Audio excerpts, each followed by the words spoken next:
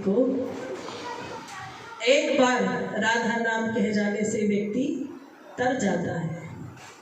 तो इच्छा है कि आप भी तर जाए, जिस नाम को लेकर तरे बस तर जाए। तो तरना कहाँ है? अपने संसार के भव से पार होना ही जिंदगी में तरने के समान कहा है। लेकिन मैं जानती हूँ राधा रानी का नाम लेके तरने से लोग समझते हैं कि पता नहीं हमारे पास क्या क्या आने वाला है। कह दो सच्चे दरबार की जय। मैंने 2 लाइनें लिखी थी, तो अभी मैंने इसको समझा है पर याद नहीं किया कि लिखा था सतगुरु आंगन आया। अभी पूरा नहीं लिख पाई हूँ, थोड़ा सा लिखा है।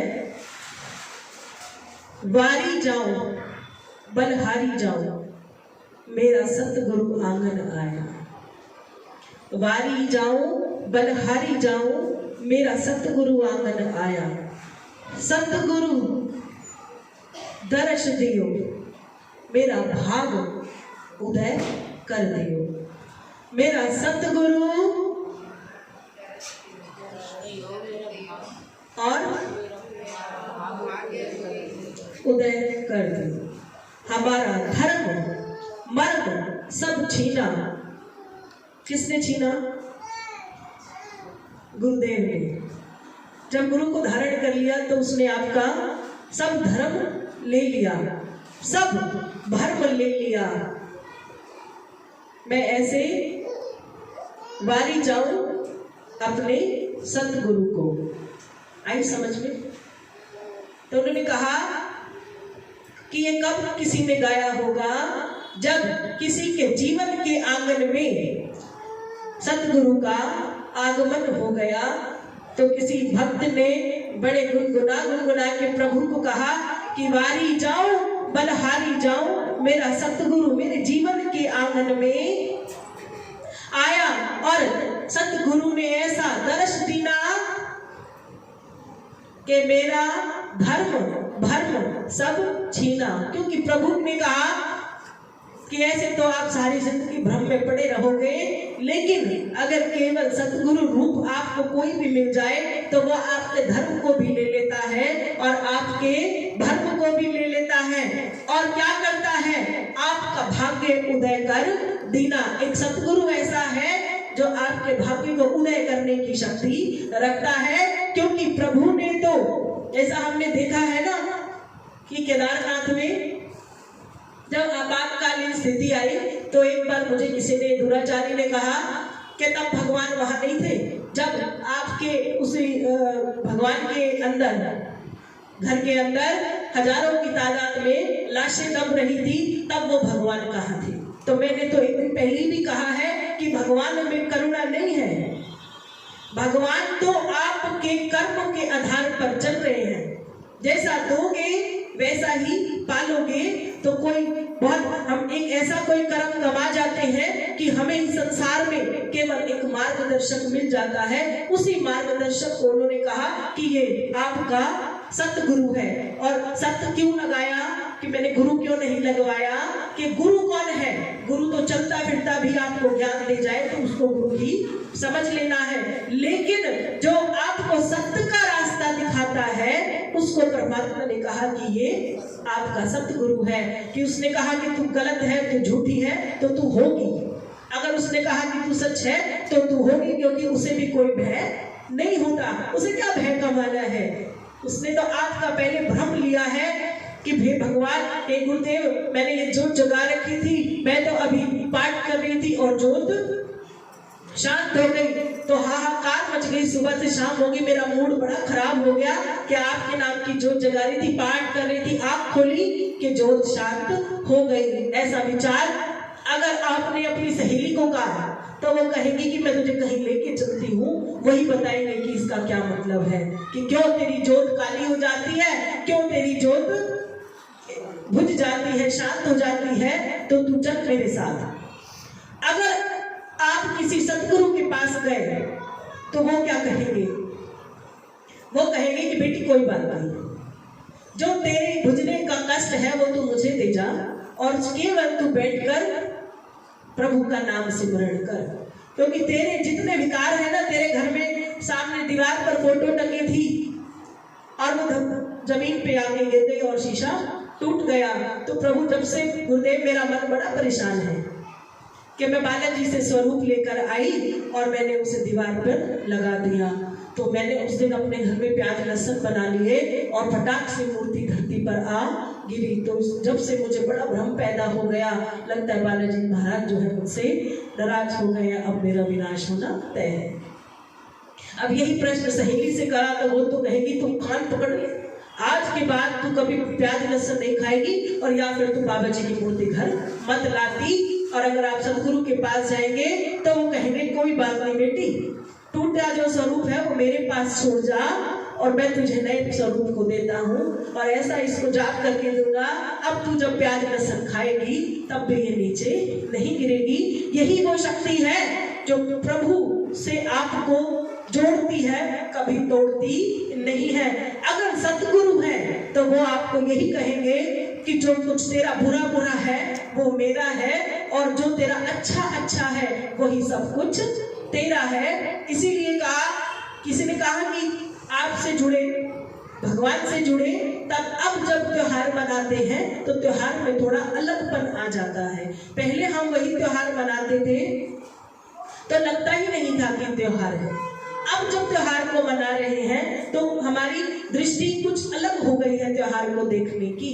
तो क्या कहा, भगवान कह रहे हैं कि तेरे आंगन में सतगुरु आ गया। तो जब आपके हृदय रूपी स्वरूप भगवान के साथ साथ आप गुरु को स्थान दे देते हैं तब आपका हर दिन बड़ा सुंदर हो जाता है। कि मेरे तो गुरुदेव ने कहा कि जो एक तरफ हो रहा है उसे होने दे, जो तू कर रही है बस उसी को देखना है। तेरा काम ज्योत जगाने का था, तूने जगा दी। अगर शांत होना ज्योत का काम था तो वो हो गई कि तू मत घबरा, अभी मैं बैठा हूँ। सिर्फ ये शब्द कि उसने कहा कि अभी मैं बैठा हूँ, आप अपना काम नित्य नियम रूप से करने लग जाते हो कि मेरे पीछे एक ऐसी सर्वत्र शक्ति बैठी है कि अगर मुझसे कुछ भी गलत हो गया तो मेरे गुरुदेव बैठे हैं, वो आप संभाल लेंगे। तो ऐसा हर कोई नहीं कहता। अब कौन कहता है ऐसी बात? क्योंकि उसके पीछे उसका सतगुरु और उसके पीछे उसका सतगुरु, सबने कहा कि मैं बैठा हूं, तू फिक्र मत कर, तू अपना काम कर। जो आपका गुरु है वो फिर किसी का शिष्य होगा, उसके गुरु ने उसको कहा कि तू बस कर, सब कुछ तू कर, जो गलत होगा मैं तेरे पीछे बैठा हूँ। तो जब एक दूसरे के पीछे कोई ना कोई सतगुरु बैठा है तो ये सतगुरु रूपी शक्ति इतनी छोटी नहीं है कि मैं अकेली बैठी हूँ, ऐसा नहीं है। मेरे पीछे तो हजारों की सीढ़ियों पर सारे सतगुरु बैठे हैं और प्रत्येक गुरु क्या कह रहे हैं कि तू अपना काम कर कि हम तेरे पीछे बैठे हैं। तो आप अकेले कहाँ हैं? आपके पीछे अगर हम हैं तो हमारे पीछे भी अनेकों आशीर्वाद हैं जो हमें कहते हैं कि आप कर्म करो। अगर आप कर्म नहीं कर रहे तब मैं क्या कर सकता हूँ? आप करोगे तभी तो कहोगे ना कि ज्योत शांत हो गई। कर्म किया ही नहीं तो ज्योत शांत कब है? तो तुमने बिना मतलब अपने जीवन में उतार रखा है। तभी कहा कि कुछ समय के लिए वो करो जो आपको गुरु कहता है। अगर आपके गुरु ने कह दिया कि 3 दिन रोटी खानी है और तुम कहो है भैया जी अब तो नवरात्र है, आपने ऐसे कैसे कह दिया, आपको तो पाप लगेगा। तो कहा कि पाप मेरा है, दूसरे रोटी खा के पुण्य कमा ले। अगर पाप लगना है तो मेरे पीछे मेरे भी गुरुदेव बैठे हैं, वो अपने आप सोचेंगे कि क्या करना है, क्योंकि मेरे को तो आज्ञा आ रही है और मैं तुम्हें कह रही हूँ कि रोटी खा लो। तो हो सकता है कि इसमें तुम्हारी कोई परीक्षा हो सकता है ना, क्योंकि अगर आप अपने गुरु के वचनों की आज्ञा का पालन नहीं करते तो आप स्वयं गुरु हैं, आपको किसी गुरु की आवश्यकता नहीं है। हो सकता है आपके पीछे बहुत बड़ी सीढ़ी हो। तो ये जो सीढ़ी है, ये सीढ़ी कहाँ पर जाती है? ये धरती से, इसका वहां से जुड़ाव है जहां आप हो, और इसकी सबसे लास्ट वाली जो सीढ़ी है वो स्वर्ग को जाती है। कि स्वर्ग में ही सतगुरु के सतगुरु के सतगुरु बैठे हैं और सबसे बड़ा गुरु आपके भगवान है। तो भगवान के बाद अगली सीढ़ी उन्होंने फिर किसी गुरु को दी। करते करते हम भी कई हजारों की तादाद के बाद एक सीढ़ी पर आकर बैठे। तो शुक्र है भगवान का कि लाख लाख शुक्र है प्रभु कि इस सीढ़ी में हमारी भी तूने जगह रखी है ना। अगर हमारी जगह नहीं होती तब हम कहाँ होते हम? इस समय कहीं पार्टी में होते, कहीं बाजार में होते, किसी होटल में रोटी खा रहे होते, या पता नहीं कुछ और कर रहे होते, तो लाख लाख शुक्र है गुरुदेव कि तुमने इस जन्म में मुझे भी उस स्वर्ग की उस सीढ़ी पर बिठाया कि जिससे मैं भी आपकी आगे वाली संगत को तारने का अधिकार मुझे भी आपने दे दिया। भगवान नहीं बनना है, पर भगवान की नेक संतान तो हम हैं ही, तभी हम आपको कह रहे हैं। और क्या पता धीरे धीरे आपकी ही भक्ति इतनी प्रबल हो जाए कि न जाने कब किस भेष में नारायण मिल जाए। हो सकता है इसी भेष में आपको भगवान मिल जाए, लेकिन और हो सकता है आप स्वयं ही बैठे में ही कोई भगवान हो कि आप नहीं बता सकते।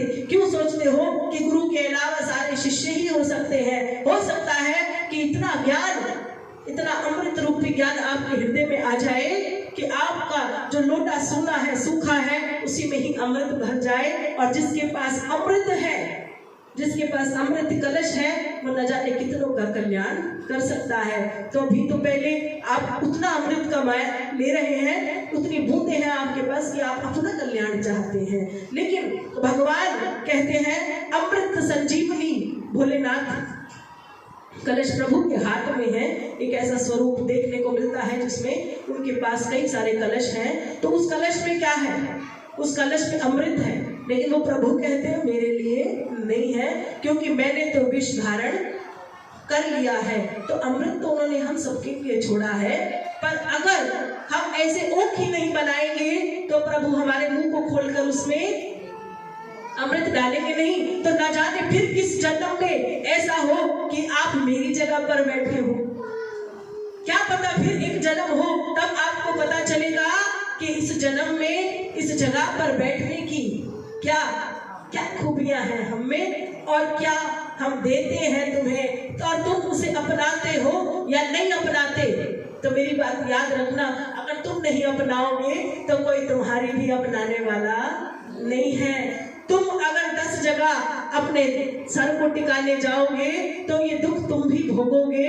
इसमें मेरे को कोई तकलीफ, मुझे नहीं है तकलीफ, जब तुम्हें पता चलेगा कि तुम्हारी एक ही, मैंने मांग मांग कर प्रभु एक बेटा लिया था, वो मुझे मां नहीं कहता, अपनी भुआ मासी चाची को फल देता है, मिठाई देता है, होली बधाई दे रहा है, लेकिन एक वो मेरा बच्चा है अगर मेरे कलेजे से लगकर नहीं कहता कि माँ तुझे होली मुबारक हो, तुझे दिवाली मुबारक हो। अगर तुम ऐसा करोगे तो ये तो काल का चक्र है, गोल गोल घूम के वापस आएगा। लेकिन जब आप गद्दी पर बैठ जाओगे तब आपको किससे मिलन की आस रहेगी कि वे मेरे प्रभु, जो ये कलश है ना, ये मेरा अब कर्म है इसको और बढ़ाना, तो मैं तो अपना कर्म करूंगी और आप सबको अपना कर्म कमाना है। अगर आप घर की चार दीवारी में अपने बच्चों का कल्याण चाहते हो तो हम भी इस संसार रूपी घर के भीतर बैठकर आप सबके कल्याण की कामना करते हैं, और बदले में आपसे कुछ चाहिए नहीं है, क्योंकि हम तो उनके लिए ये काम कर रहे हैं। मैंने तो कहा कि तुम मुझे क्या दोगे, मेरी तनख्वाह तो वहां से बंधी हुई है। अगर वो तनख्वाह नहीं देंगे तो बात दूसरी है कि कर्म मैंने अच्छा नहीं किया होगा। अगर मेरे काम अच्छा है तो मेरे गुरुदेव भी मुझे अवश्य कुछ ना कुछ जरूर देंगे। ज्यादा की लालसा मुझे नहीं है गुरुदेव, सिर्फ इतना है कि इतना दे देना कि फिर आपके श्री चरणों से हम जुड़कर तेरी सेवा करें। अगर फूल चाहिए तो बस इतनी नेक कमाई हो कि हम तेरे लिए फूलों को ला सके। मन हो तुझे खीर खिलाने का तो मेरे घर में दूध की व्यवस्था हमेशा हो, मैं ना पीऊं ये हो सकता है, पर जब भाव तुझे खिलाने का हो तब इतना जरूर दे देना कि मेरा घर सदैव भरा रहे। यही गुरु की परिभाषा है। ये मैंने कहा था कल भी कि अभी तो मैंने शुरू किया है सिर्फ बोलना, कि मुझे नहीं पता ये मुझे कहाँ तक बुलाने वाले हैं। तो हम क्या करते हैं, जरा सा कष्ट हमारे जीवन में आया नहीं कि हम बुखलाने लग जाते हैं। अरे हमें तो 2 दिन हो गए, 4 दिन हो गए, घी खत्म होने को आया है, लेकिन हमारा तो इस नवरात्रि को ही कल्याण नहीं हुआ है ना। हमने YouTube पर भी पढ़ा था कि माँ की चौकी सजाओ और ये वाले मंत्र का उच्चारण करो और ऐसे करो, ये सारे काम करो, ये नवरात्रे आपको बहुत कुछ देके जाने वाले हैं। नवरात्रे तो देके ही जाते हैं, बस फर्क इतना है कि जो वो देते हैं वो तुम्हें चाहिए नहीं, और जो तुम्हें चाहिए कभी कभी वो तुम्हें देते नहीं। बोलो सच्चे दरबार की जगदिया जोता वाली माता तेरी सदा ही जय। छोटी सी कथा सुनने के इच्छुक हो तो कहो, नहीं